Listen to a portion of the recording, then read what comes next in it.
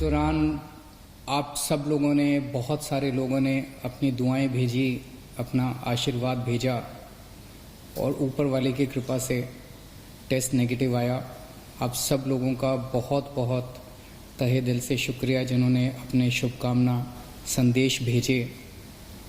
मैं अपने घर में ही एक कमरे में अपने आप को बंद किए हुए पिछले 2 दिन से देख रहा था। मेरा शरीर तो यहाँ था लेकिन मेरा मन इसी में था कि दिल्ली में किस तरह से और क्या क्या किया जा सकता है कोरोना को कम करने के लिए, लोगों को इलाज कराने के लिए। आज दिल्ली की जो पोजीशन है, दिल्ली में 31,000 टोटल केस हो चुके हैं। इसमें से लगभग 12,000 लोग ठीक होकर घर जा चुके हैं। 18,000 लोग अभी एक्टिव केस हैं जिनको अभी भी बीमारी है। 900 के करीब लोगों की डेथ हो चुकी है। जो 18,000 लोग एक्टिव केसेस हैं, इनमें 15,000 होम आइसोलेशन में अपना इलाज करा रहे हैं। कल एसडीएमए की मीटिंग थी, स्टेट डिजास्टर मैनेजमेंट अथॉरिटी। उसमें मुझे भी जाना था, मैं नहीं जा पाया। मनीष सिसोदिया जी और अन्य मंत्रीगण गए थे। एलजी साहब ने इसकी अध्यक्षता की थी। वहां पे जो आंकड़े प्रस्तुत किए गए सरकार द्वारा, वो आंकड़े दिखाते हैं कि आने वाले समय में दिल्ली में कोरोना बहुत तेजी से फैलने वाला है। 15 जून को उम्मीद है कि 44,000 केस हो जाएंगे। जो आज 31,000 केस हैं, ऐसा अनुमान है कि 15 जून तक 44,000 केस हो जाएंगे। 30 जून तक 1 लाख केस हो जाएंगे। 15 जुलाई तक 2.25 लाख केस हो जाएंगे और 31 जुलाई तक लगभग 5,32,000 केस हो जाएंगे दिल्ली में टोटल। और इसको देखते हुए 15 जून तक हमें 6,681 बेड्स की जरूरत पड़ेगी। 30 जून तक 15,000 बेड्स की जरूरत पड़ेगी। 15 जुलाई तक 33,000 बेड्स की जरूरत पड़ेगी। 31 जुलाई तक 80,000 बेड्स की जरूरत पड़ेगी। तो चुनौती बहुत बड़ी है। इसमें सबसे पहले तो अपने को ये करना है कि अपने आप को, हमें सबको कोरोना से बचाना है। इसे अब जन आंदोलन बनाना है। 3 बातों को, हमें मास्क पहन के घर से निकलना है, हमें बार बार हाथ धोने हैं, सैनिटाइज करने हैं और सोशल डिस्टेंसिंग करनी है। अभी तक हम कहते थे कि हमें करना है, अब हमें ये भी करना है कि अगर कोई नहीं कर रहा तो उनसे हाथ जोड़ के विनती करनी है कि भाई साहब आप भी कर लीजिए। आपकी सेहत के लिए भी अच्छा है, दूसरों की सेहत के लिए भी अच्छा है। क्योंकि अगर कोई और नहीं कर रहा तो उसकी वजह से दूसरों को फैल सकता है, उसकी वजह से कोरोना दूसरों को हो सकता है।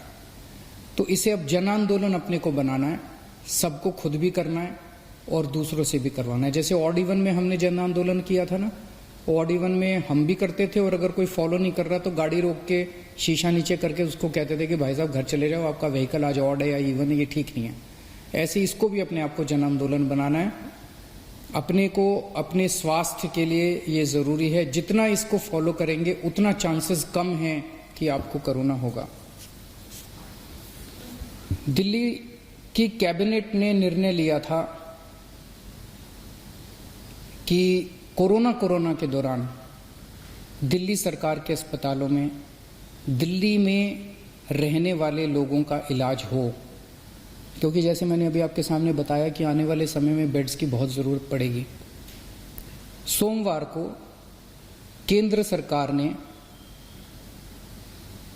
दिल्ली की कैबिनेट के उस निर्णय को पलट दिया और केंद्र सरकार ने, एलजी साहब ने आदेश जारी किया है कि दिल्ली के हर अस्पताल में सबका इलाज किया जाएगा। मैं देख रहा था टीवी पे, कुछ लोग कह रहे थे कि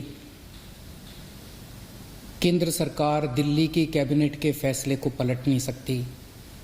एलजी साहब के पास दिल्ली के फैसले को, दिल्ली में चुनी हुई सरकार है, अभी कुछ महीने पहले चुनाव हुए थे जिसमें 62 सीट आई थी।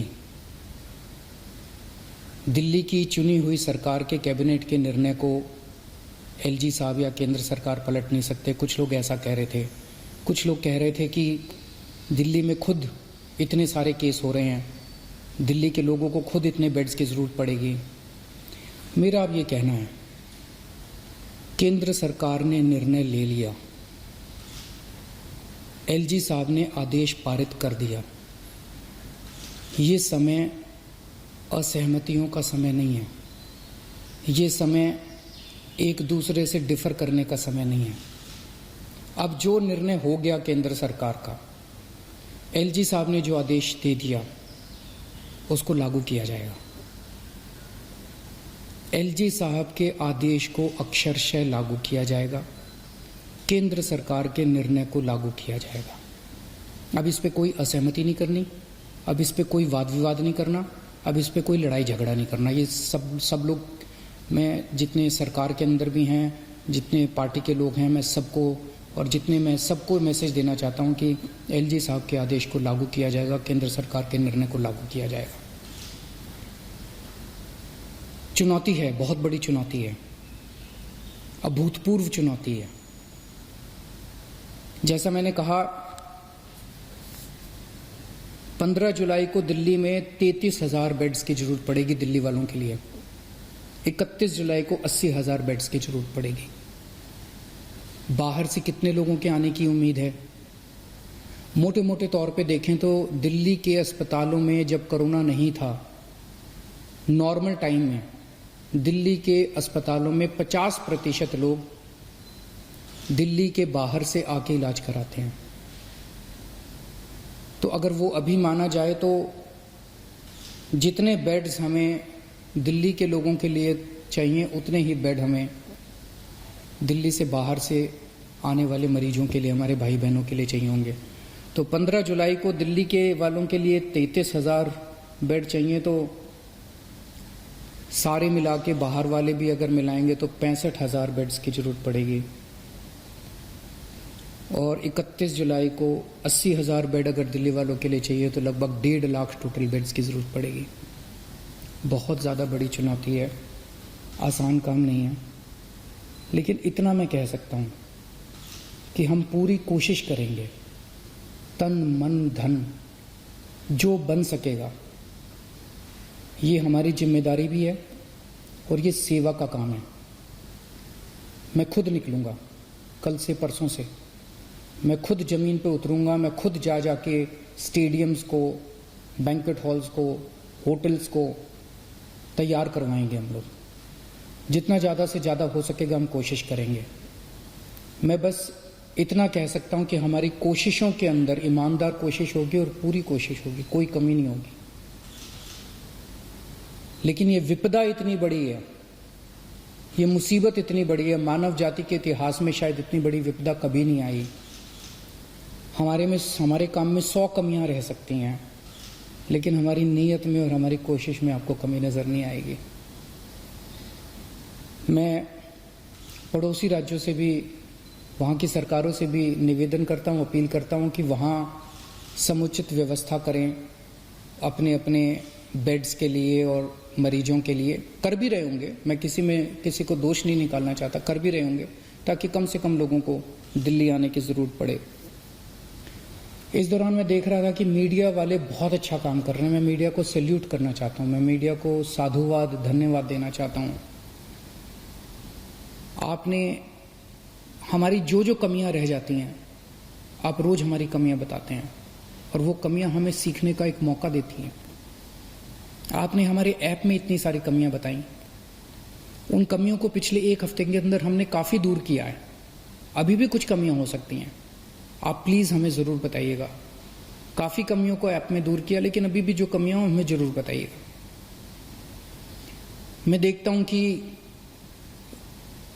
लगभग हर चैनल पे कुछ पेशेंट्स को या पेशेंट्स के रिश्तेदारों को, दोस्तों को वो किस तरह से बताते हैं कि कई अस्पतालों में गए, मैं पहले इस अस्पताल में गया, मैं इस अस्पताल में गया, मैं इस अस्पताल में गया, मुझे इलाज नहीं मिला, मुझे बेड नहीं मिला।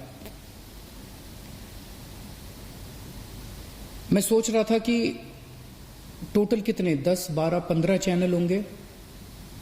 उन 15 चैनलों पे 15 या 20 केसेस बताए जा रहे होंगे, लेकिन ऐसे लोगों की संख्या जिनको तकलीफ हो रही है, जिनको बेड नहीं मिल रहे, उससे कहीं ज्यादा है। केवल 15-20 लोग नहीं है जो टीवी पे आए। लेकिन मैं आपकी जानकारी के लिए बता दूं, पिछले एक हफ्ते में एग्जैक्टली 8 दिन में दिल्ली के अस्पतालों में 1900 लोगों का एडमिशन हुआ, 1900 लोगों को बेड मिले हैं दिल्ली के अस्पतालों में। और आज 4200 बेड अभी खाली हैं। लेकिन ये 4200 बेड मोस्टली सरकारी अस्पतालों में खाली हैं, प्राइवेट के मोस्टली भर गए हैं। उसका भी इंतजाम कर रहे हैं, कोशिश कर रहे हैं। लेकिन पिछले 8 दिनों में 1900 लोगों को बेड मिले। लेकिन एक तरफ जहां 1900 लोगों को बेड मिले, वहीं कम से कम 150-200 लोगों को बेड के लिए धक्के भी खाने पड़े। तो जब टीवी चैनलों के ऊपर एक एक केस बताया जाता है, मेरी टीम एक एक केस पे गौर करती है और हम उससे सीखने की कोशिश करते हैं। एक तरफ हम कोशिश करते हैं कि उस व्यक्ति को हम उसकी विपदा दूर कर सकें, और दूसरी तरफ उसे तकलीफ क्यों हुई, हमारे सिस्टम में कहाँ कमी थी, उस कमी को सीख के उस सिस्टम की कमी को हम दूर करने की कोशिश करते हैं, ताकि आने वाले और किसी को तकलीफ ना हो। लेकिन फिर भी हम परफेक्ट नहीं हैं, सब कुछ ठीक नहीं है, अभी बहुत सारी कमियां हैं हमारे सिस्टम में, और सब कुछ लेकिन खराब भी नहीं है। काफी कुछ काम हुआ भी है, हमारे डॉक्टर्स लगे हुए हैं, हमारे नर्सेस लगे हुए हैं, सरकारी ऑफिसर्स लगे हुए हैं, पुलिस वाले लगे हुए हैं, सब लोग बहुत काम कर रहे हैं। लेकिन अभी भी बहुत सारी चीजें ठीक करनी है। मेरी मीडिया के साथियों से निवेदन है कि इसी तरह से आप हमें अपने चैनल पे तो दिखाते ही हैं, लेकिन अगर चैनल के अलावा भी कहीं कोई आप कोई स्टोरी ना दिखा पाए, कहीं कोई कमी नजर आए, तो फोन कर देना, उसको हम ठीक कराने की कोशिश करेंगे। और सबसे जरूरी बात, ये समय आपस में लड़ने का नहीं है, ये समय राजनीति का नहीं है। मैं देखता हूं आपस में ये पार्टियां सारी लड़ रही हैं। बीजेपी वाले आम आदमी पार्टी से लड़ रहे हैं, आम आदमी पार्टी वाले कांग्रेस से लड़ रहे हैं, कांग्रेस वाले बीजेपी से लड़ रहे हैं, वो उससे लड़ रहा है, वो उससे लड़ रहा है। अगर हम सारे आपस में लड़ते रहे तो कोरोना जीत जाएगा। और जो एक आम आदमी बैठ के टीवी चैनल देखता है, वो सोचता है यार ये क्या पार्टियां हैं, आपस में लड़ रही हैं, मेरी किसी को परवाह नहीं है। हमें आपस में नहीं लड़ना, हमें इस टाइम एकजुट होना है, हमें एक देश बनना है। जब तक सारे मिलके नहीं लड़ेंगे, बीजेपी, कांग्रेस, आम आदमी पार्टी, ये पार्टी, वो पार्टी, डॉक्टर्स, नर्सेज, पुलिस, सारी संस्थाएं, समाजसेवी संस्थाएं, धार्मिक संस्थाएं, जब तक सारा देश मिलके एक साथ नहीं लड़ेगा, तब तक हम कोरोना को नहीं जिता पाएंगे। आप सोच भी नहीं सकते कितनी बड़ी विपदा है ये। आपस में नहीं लड़ना, सारी सरकारों को मिलके, सारी संस्थाओं को मिलके, सारी पार्टियों को मिलके हमें एकजुट होके कोरोना को हराना है। अगर हम आपस में लड़े, कोरोना जीत जाएगा, और अगर हम एकजुट हो गए, हम कोरोना को हरा लेंगे।